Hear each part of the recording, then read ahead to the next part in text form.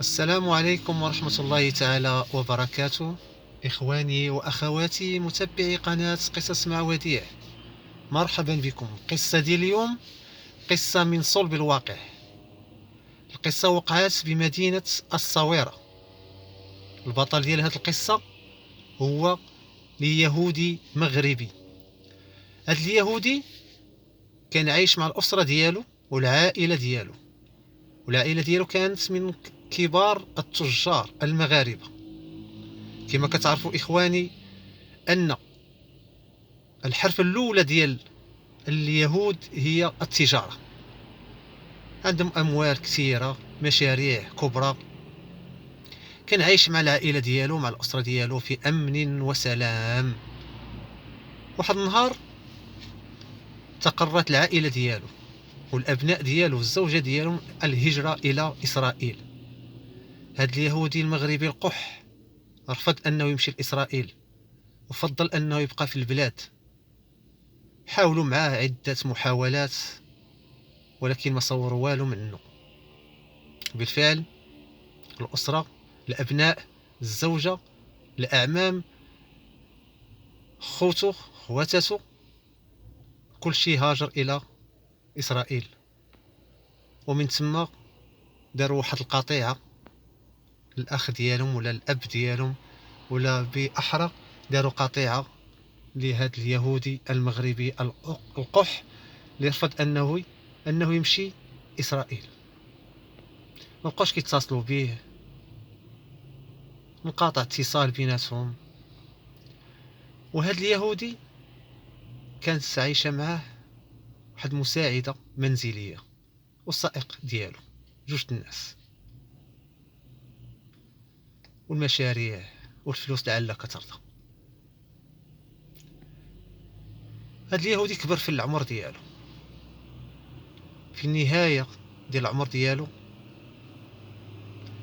عيط على مساعدة المنزلية، قال لها: شنو بغيتيني نكتب لك في الحياة ديالي؟ عقد بيع. بقات كتشوف، قالت له: لا، راه السلامة ديالك. قال لها: شوفي، خلي هادشي كامل، قولي شنو بغيتي نكتب لك. هي كانت عاينة في واحد الفيرما. لا، حتى لي بالضحك. قالت له: بغيت هذيك الفيرما اللي كاينه في نواحي الصويره. قال لها: صافي جاتك. وهي كتضحك كما كنقولوا حنا قمرات. ولكن حنا كنقولوا الا جات الفرصه ما تزقلهاش، وهاد السيده ما زقلاش الفرصه. عيط على السائق ديالو، قال له: اش بغيتي نكتب لك في الحياه ديالي؟ ديك السائق بقى كيشوف، قال له: لا، بغيت السلامه ديالك والرضا ديالك. قال لي: شوف، شنو بغيتي نكتب لك؟ لا، ما بغيت والو، بغيت السلامه ديالك.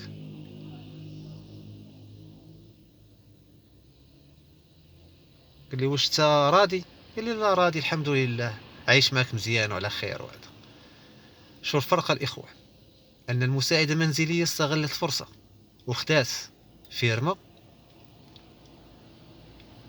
والسائق ديالو ما استغلش الفرصه، بغى السلام والرضا ديالو. سبحان الله، داز واحد السيمانه تجاب عقد بيع ضيعه لهاد السيده. والسائق اللي بغى السلامه والرضا ديالو ما كتب ليه والو. السيد توفى،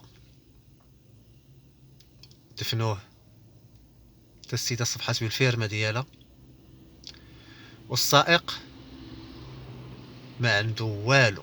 من بعد ما جاو العائله ديالو ساقوا الخبر انه مات، جاو داو الورث ديالهم، داو فلوسهم، وخلاو السائق لا ريال لا زوج، والسيده بالفيرما ديالها.